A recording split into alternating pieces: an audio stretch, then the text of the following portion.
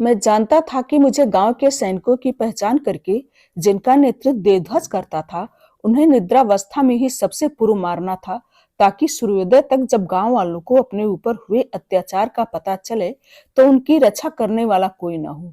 तब वे मेरी दया पर निर्भर होंगे।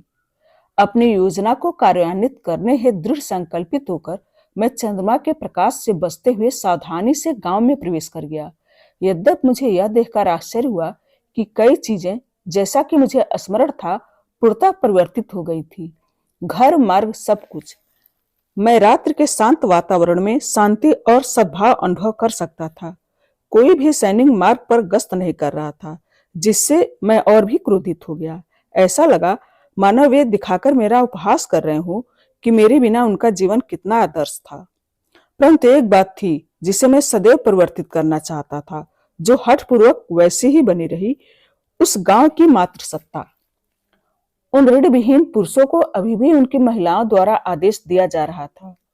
मैं चुपचाप एक घर में घुस गया, एक कोने में प्राप्त हुआ लोहे का एक नुकीला टुकड़ा उठाया और एक एक करके उनका गला काट दिया। वह एक लोहार का घर था। फिर मैं अगले घर में गया। एक स्त्री अपने दो नवजात बेटियों के पास गहरी निद्रा में थी। मैंने सोती हुई लड़कियों में से एक को पकड़ लिया और इससे वह मां जाग गई। उसने अपने नेत्र खोले, परंतु इससे पूर्व कि वह चिल्ला पाती, मैंने उस पर एक दृष्टि डाली जो यह बताने के लिए पर्याप्त थी कि उसके चिल्लाने का परिणाम क्या होगा। वह यह भी नहीं जानती थी कि मुझे क्या कहकर पुकारें, क्योंकि उस अविवेकी द्विध्वज और उसके लोगों ने मुझे कभी कोई दूसरा नाम ही नहीं दिया। तब मेरा नाम नागेंद्र नहीं था, जो नाम कभी मेरा भी हुआ करता था। अब केवल ओम का है। मैं उससे सब कुछ वापस चाहता था।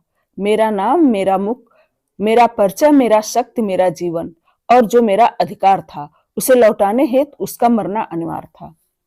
उन्होंने मुझे नहीं मारा, क्योंकि सतयुग में किसी और का जीवन समाप्त करना किसी की कल्पना से परे था, परंतु मेरे लिए नहीं। मेरे हाथों व जीभ पर पहले से ही रक्त लगा हुआ था और मुझे उनका रंग तथा स्वाद अत्यंत प्रिय था। मैंने उस स्त्री से सैनिकों के ठिकाने के बारे में पूछा। उसने मुझे बताया कि उनमें से अधिकांश ने कुछ समय पूर्व गांव छोड़ दिया था और एक पुरुष को कहीं पहुंचाने के उद्देश्य से हिमालय की श्रृंखला की यात्रा पर थी। यदि मैंने उन्हें बहुत आगे जाने दिया होता तो उनका पता लगाना असंभव होता। देवध्वज के प्रति मेरी घृणा ने गांव के अन्य लोगों की रक्षा की, क्योंकि मेरे लिए उसे अपनी देह वापस लेने से अधिक महत्वपूर्ण कुछ भी नहीं था। मैं त्वरित चला गया और उसी रात उत्तर की ओर चलना आरंभ कर दिया। अवश्य उस मां को मारने के पश्चात और दोनों शिशुओं को यात्रा के लिए अपने भोजन के रूप में बांध लेने के पश्चात। क्या तुम्हें लगता है कि वह पहली कन्या भ्रूण हत्या थी? मुझे अवश्य ऐसा लगता है। मुझे उनका रक्षक दल ढूंढने में अधिक दिन नहीं लगे। यदि तुम शीघ्र कहीं जाना चाहते हो तो अकेले जाओ, यदि तुम दूर तक जाना चाहते हो तो एक साथ जाओ। जितना बड़ा उतना भारी उतना धीमा। उन्हें हिमालय तक पहुंचने के लिए बहुत दूर जाना था और मुझे उन तक पहुंचने के लिए शीघ्र जाना था। जितना छोटा उतना हल्का उतना तेज।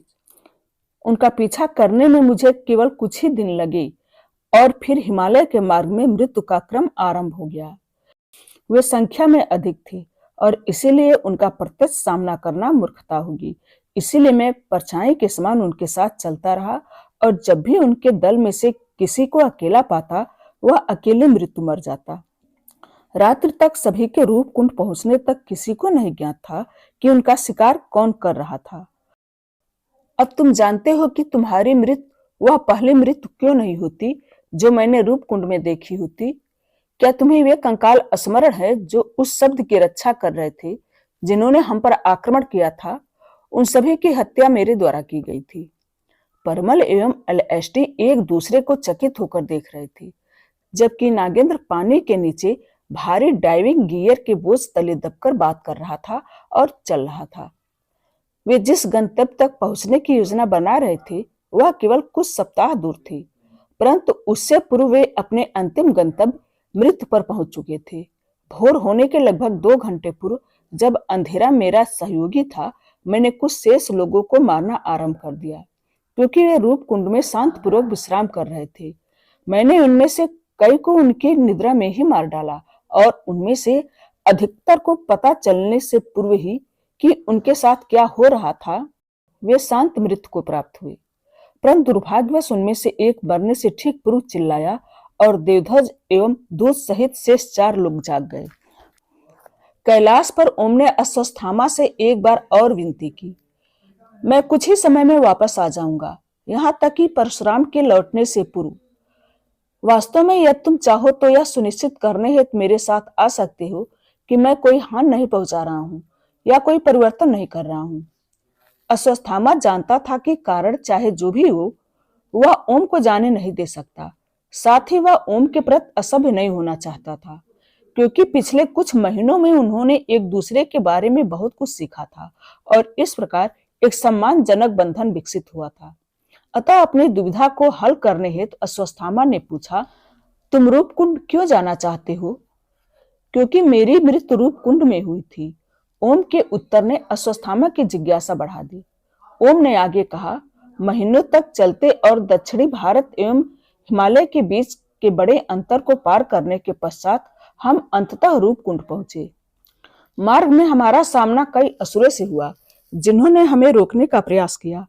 हम एक दल के रूप में शौर्यता से लड़े और उन सभी को मार गिराया, परंतु अपने कई योद्धाओं को भी खो दिया।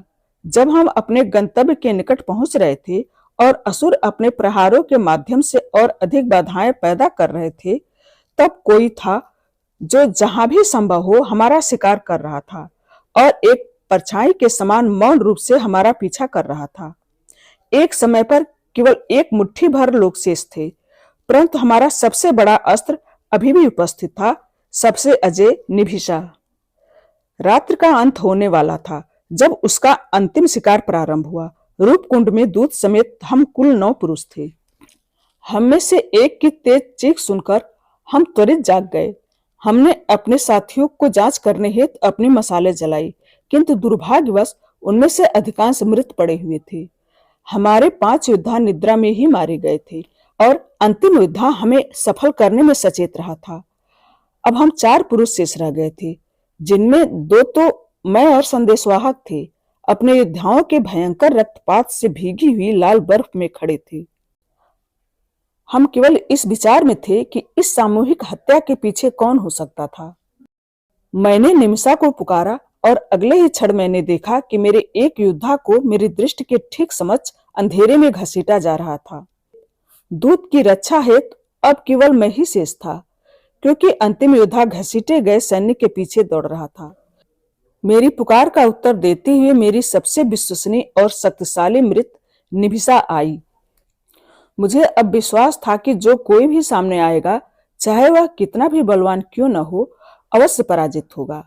सुबह होने ही वाली थी, परंतु उससे पूर्व ही हत्यारे ने स्वयं को प्रकट कर दिया।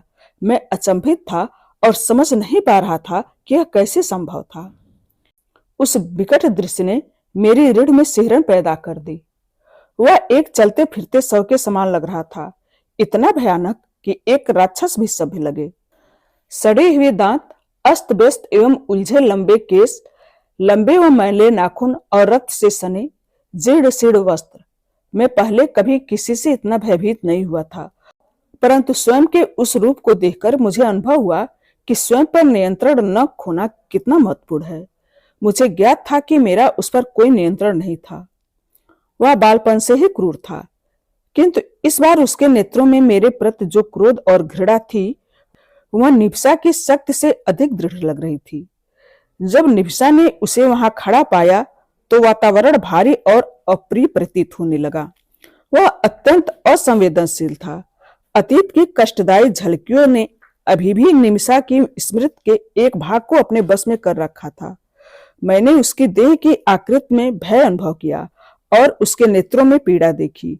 वह नहीं जानती थी कि उसके समक्ष उपस्थित 2 व्यक्तियों में से कैसे भिन्न किया जाए, क्योंकि उसके लिए हम 2 नहीं अपितु एक थे।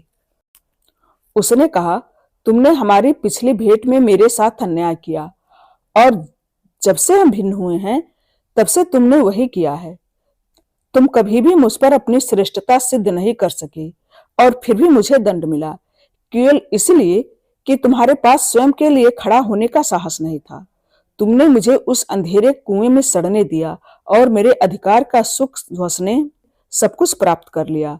तुमने सब कुछ ले लिया। मैं अंधकार में विचार करता रहा, किस आधार पर तुम मुझसे बेहतर सिद्ध हुए हो। संभव है कि आज मुझे मेरे सारे उत्तर मिल जाएंगे। मैं इस दूत या तुम्हारे इस मूर्ख पालतू प्राणी को मारना नहीं चाहता। वे मेरे शत्रु नहीं हैं। यह तुम उन्हें जीवित देखना चाहते हो तो मुझसे निष्पक्षता से द्वंद्व युद्ध करो। मुझे वचन दो कि तुम उन्हें जाने दोगे। यह तुम इस द्वंद्व में विजयी रहो और मुझे मार डालो, फिर भी मैंने उनकी सुरक्षा का आश्वासन पाने का प्रयास किया। यदि उसने मुझे ताना मारा और मुंह ऐंठ लिया। ठीक है, मैं वचन देता हूं कि तुम्हें पराजित करने के पश्चात मैं उन्हें जाने दूंगा। वे उसके पश्चात स्वतंत्र हैं। फिर मैं तुम्हारा सिर काटकर तुम्हारे लोगों के पास वापस ले जाऊंगा और उन्हें दिखाऊंगा कि जो कोई भी मेरे विरुद्ध खड़ा होगा उसका अंत कैसे होगा। तब उन्हें पता चल जाएगा। वह राक्षसों के समान नहीं हंसा, परंतु उसके शब्द ही अत्यंत घृणास्पद थे। मैं निभिसा की ओर मुड़ा। इतनी विशाल, जंगली और भयंकर होने के उपरांत वह निश्चल, उदास, भयभीत व कोमल प्रतीत हो रही थी। मैंने उसे गले लगाया, सहलाया और उसने सदैव के समान अपनी गर्दन मुझसे रगड़कर आलिंगन किया। उत्तर की ओर बढ़ते रहो, वह अब अधिक दूर नहीं है। निभिसा तुम्हारी सहायता करेगी, मैंने दूत से कहा। वह अभी भी अपनी पगड़ी बांधे हुए, अपने चमकदार सिर को छिपाए हुए खड़ा था। मैं उसकी ओर मुड़ा और अपनी तलवार निकाली, जबकि उसने एक मृत योद्धा की तलवार उठा ली। मेरा अनुमान था कि मैं इस छोटे से द्वंद्व में विजयी नहीं हो पाऊंगा, परंतु मैंने कभी विचार नहीं किया था कि जो युद्ध मैं लड़ने जा रहा था वह मेरे जीवन का सबसे बड़ा युद्ध होगा। हम हर स्तर पर समान थे। हमारी लड़ने की क्षमताएं एक जैसी थी। हमारी शक्तियां और अशक्तियां एक जैसी थी। हमारे चालें एक जैसी थी। हमारे बीच का अंतर लड़ाई के नियमों और मेरे प्रति उसके क्रोध का था। नैतिकता केवल एक शब्द बनकर रह गया था और तभी उसने सब कुछ क्रूप व घातक बना दिया। निभिसा और दूत दूर खड़े दर्शक बनकर हमें एक दूसरे से अनियंत्रित रूप से लड़ते हुए तथा हमारे ताजा घाव से बहते रक्त को देख रहे थे। संभवतः यह सृजन और दुर्जन गुणों के एक ही देह में सह अस्तित्व के लिए लड़ने का परिणाम था। उसकी भुजाएं आक्रमण करने हेतु व्याकुलता से घूम रही थी और उसकी घृणा उसकी आक्रामकता को बढ़ावा दे रही थी। मैं अपनी रक्षा करता रहा क्योंकि मैं उसे मारना नहीं चाहता था। यह कुछ समय तक चलता रहा, परंतु अंततः उसकी हरकतें थोड़ी मंद हो गई। मैंने अवसर का लाभ उठाकर उसकी तलवार पर अपना प्रभाव बढ़ाया। मैं बस यही करना चाहता था, वह अपनी तलवार छोड़ दे और पराजय स्वीकार कर ले। परंतु जिस प्रकार वह क्रोध में आग बबूला हो रहा था, उससे ऐसा प्रतीत हो रहा था कि उसे पराजय से अधिक मृत्यु स्वीकार थी। एक क्षण ऐसा आया जब मैंने भी अपना संयम खो दिया और निरंतर अपनी तलवार से उसकी तलवार पर प्रहार करता रहा, जब तक कि वह आधी टूटकर अलग नहीं हो गई। टूटी हुई तलवार पराजय का संकेत मानी जाती थी और यह बात वह भली भांति जानता था। यह अंत होना चाहिए था। उसे अपने परिश्रांत हाथों में टूटी हुई तलवार के साथ अपना पतन स्वीकार कर लेना चाहिए था। मैंने उसके मुख पर सुकृत का भाव देखा कि वह पराजित हो गया था। मैं रुक गया और निभिसा की ओर मुड़ा। वह पुनः आई और मेरे घावों को चाटने लगी तथा मुझे सांत्वना देने का प्रयास करने लगी। तब तक भोर की किरणें तीव्र होते हुए धीरे धीरे अंधेरे आकाश पर हावी हो रही थी। मैं परिश्रांत हो गया था और राहत की सांस लेते हुए क्षण भर के लिए अपने नेत्र बंद कर लिए। एकाएक मैंने निमिषा को गुर्राते हुए सुना और त्वरित अपने नेत्र खोल दिए। मैंने मुड़कर देखा कि उसने दूत की गर्दन पर टूटी हुई तलवार रखी थी और वह अपनी क्रूर दृष्टि से मेरी ओर देख रहा था। तुम्हारी क्या इच्छा है, इस दूत की मृत्यु या युद्ध का एक और दौर? उसने पूछा। इस कहानी का शेष हिस्सा अगले वीडियो में। धन्यवाद।